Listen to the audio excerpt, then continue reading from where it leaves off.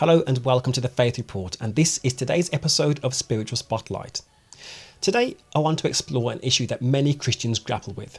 Is gambling compatible with following Jesus? Now, this topic isn't directly addressed in scripture, so let's walk through some biblical principles and perspectives. We know that 1 Timothy 6:10 warns that the love of money is the root of all kinds of evil. Gambling can easily feed greed and materialism if our motives are skewed. Matthew 6:24 says, "No one can serve two masters. You cannot serve both God and money."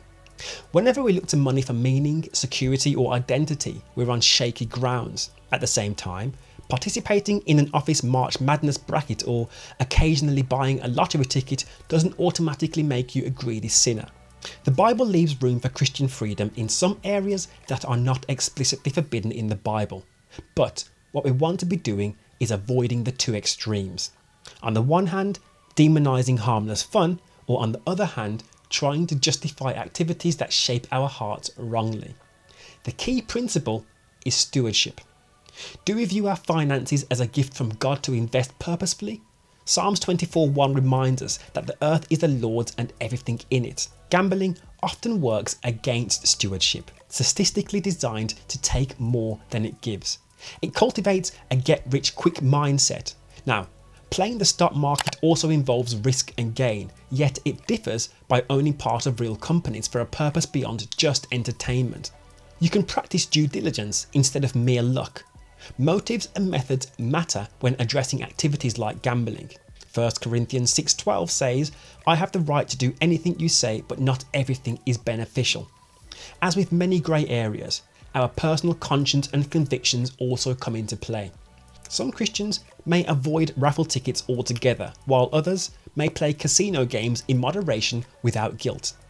Now, there's room for difference here, but it's wise to invite God to search our hearts.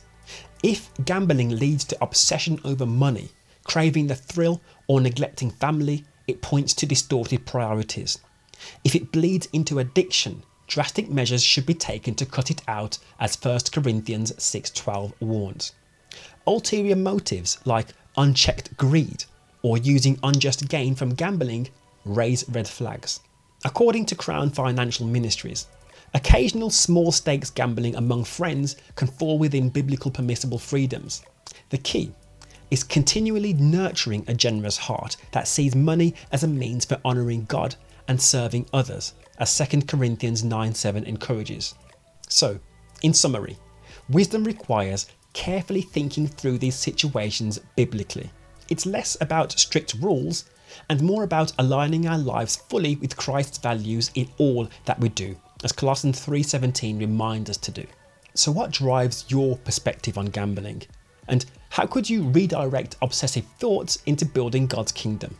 I welcome your thoughts. Keep the faith, and by God's grace, I'll see you tomorrow.